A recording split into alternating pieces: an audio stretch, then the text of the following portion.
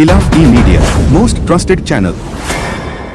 2003ರಲ್ಲಿ ಈಗ for example ಕೊಲೆ 1292 ವರದಿಯಾಗಿತ್ತು.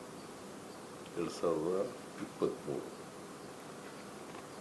2024ರಲ್ಲಿ 1204 ಕಡಿಮೆ ಆಗಿದೆ.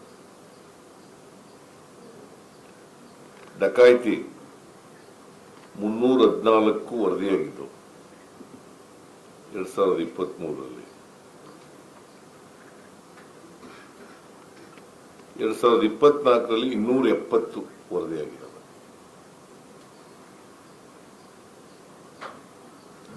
ರಾಬ್ರಿ 1877 ವರದಿಯಾಗಿತ್ತು.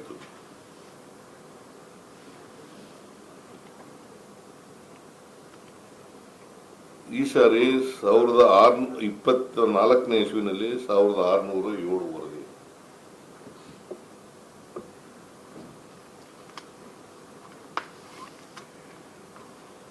ಕಳ್ಳತನ 21,178 ವರದಿಯಾಗಿತ್ತು.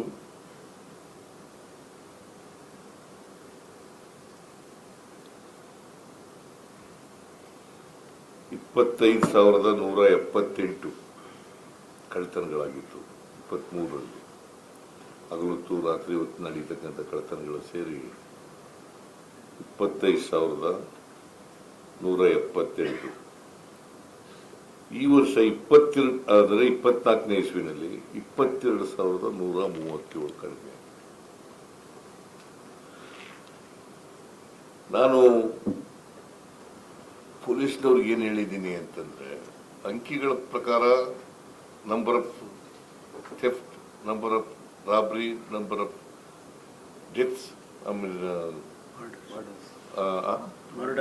ಮರ್ಡರ್ಸ್ ಅವು ಕಡಿಮೆ ಆಗಿದ್ದಾವೆ.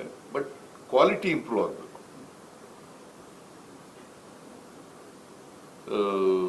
ಚಾರ್ಜ್ ಶೀಟು ಸಕಾಲಕ್ಕೆ ಹಾಕಬೇಕು. FIR ಬಂದವರಿಗೆ ರಿಜಿಸ್ಟರ್ ಮಾಡ್ಕೋಬೇಕು.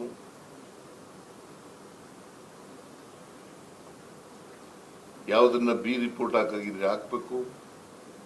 ನೀವು ವಿಳಂಬ ಮಾಡಿದ್ರೆ ಕ್ವಾಲಿಟಿ ಮೇಲೆ ಪರಿಣಾಮ ಬೀರುತ್ತೆ.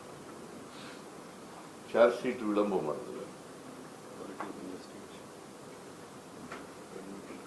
ಕೇಸು ಏನು ಆಗ್ತದೆ ಅನ್ನೋದ್ರ ಮೇಲೆ ಕನ್ವಿಕ್ಷನ್ನು, ಇದು ಅಕ್ವಿಟಲ್ಲು, ಇದ್ರ ಮೇಲೆ ಪರಿಣಾಮ ಬೀರುತ್ತೆ. ಅದಕ್ಕೆ ನಾನು ಹೇಳಿದ್ದೀನಿ,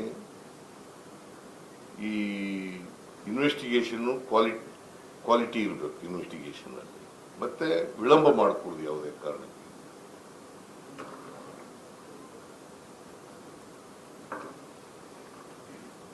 ಮತ್ತೆ ಕೂಡಲೇ ಅಪರಾಧಗಳಾದಾಗ ಅಪರಾಧಿಗಳನ್ನ ಪತ್ತೆ ಹಚ್ಚಿ ಕಾನೂನು ರೀತಿಯ ಕ್ರಮ ತಗೊಳ್ತಕ್ಕಂಥ ಕೆಲಸವನ್ನು ಮಾಡಬೇಕು.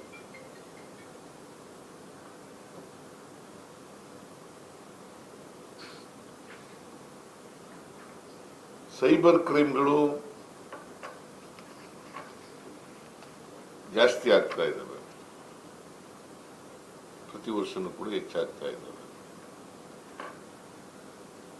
ಮತ್ತೆ ಪತ್ತೆ ಆಗ್ತಕ್ಕಂಥದ್ದು ಕಡಿಮೆ ಆಗ್ತಾ ಇದೆ.